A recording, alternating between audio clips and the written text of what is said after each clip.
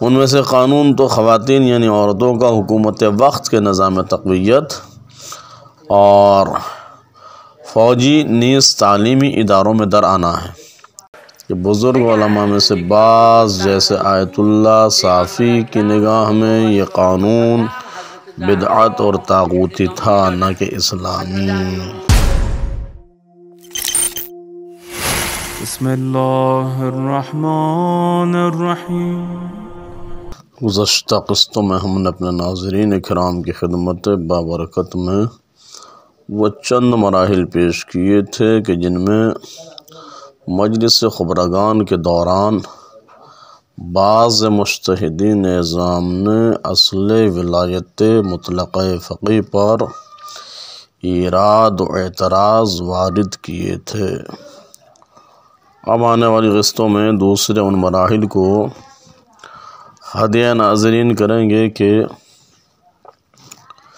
جن میں قانون اساسی کے اصول کے بارے میں فقہا کے اعتراض و ایراد وارد ہوئے ہیں۔ یعنی اولاً جو ہم نے پیش کیا وہ اصل ولایت مطلقہ فقی کے بارے میں تھا۔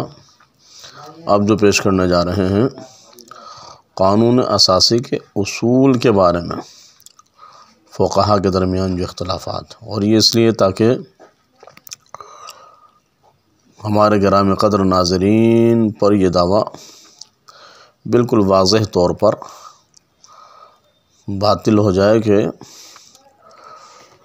قانون اساسی میں موجود تمام تر قوانین کو فقہا کی تائید حاصل ہے۔ یہ کہا جاتا ہے قانون اساسی میں موجود جتنے قوانین ان سب کو فقہا کی تائید حاصل ہے، تو اب قانون اساسی سے مربوط جو امور ہیں ان کے بارے میں فقہا اور مجتہدین نے جو اعتراضات وارد کیے وہ ظاہر کر دیتے ہیں، وہ پیش کرتے ہیں تاکہ یہ دعویٰ بھی کھوکھلا ہونا ثابت ہو جائے کہ دعویٰ بھی کھوکھلا ہے، بالکل اس دعوے کی کوئی حیثیت نہیں، بے بنیاد دعویٰ ہے کہ فقہا کی تائید حاصل ہے قانون اساسی۔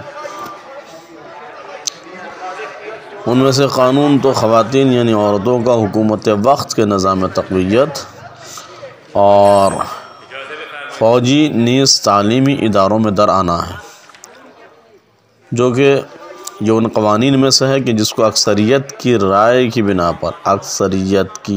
بنا پر درست ٹھہرایا ہوا ہے، ورنہ دراصل اس قانون کو بہت سے بزرگ علماء نے بدعت اور مخالف اسلام جانا ہے، جیسے حضرت آیت اللہ العظمیٰ صافی گلپائگانی۔ آئیے ان کے پیش کردہ اعتراض کو مل کر سنتے ہیں اور دیکھتے ہیں کہ انہوں نے کیا فرمایا اس کے سلسلے میں۔ آقای صافی بسم الله الرحمن الرحیم. بنده تذکرم این است که در اسلام آموزش نظامی برای زنها سابقه نداره.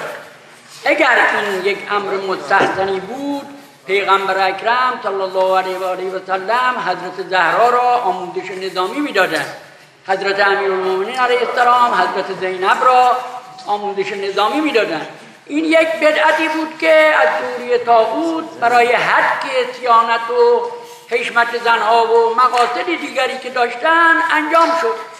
این آیه هم که قرائت شد به نظر من به مناسبت حکم موضوع این مخاطب این آیه هم مردها هستن. بنابراین بنده خواهش میکنم که این بدعت را ما با تأیید نکنیم و تجدید نشه. اور بعض دوسرے افراد کی کیفیت یہ ہے کہ جب انہوں نے اس قانون کی تائید کرنا چاہی، مثلا آقا غزالی کہ جب وہ تائید کرنا چاہتے تھے تو دوبارہ مقام اعتراض میں اس طرح فرمانے لگے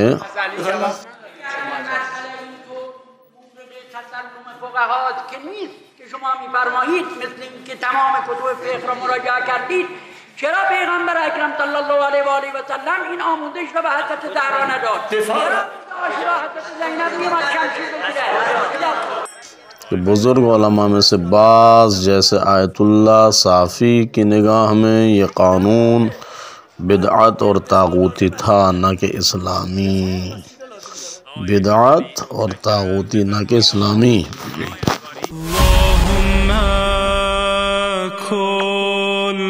وليك الحجة ابن الحسن صلواتك عليه وعلى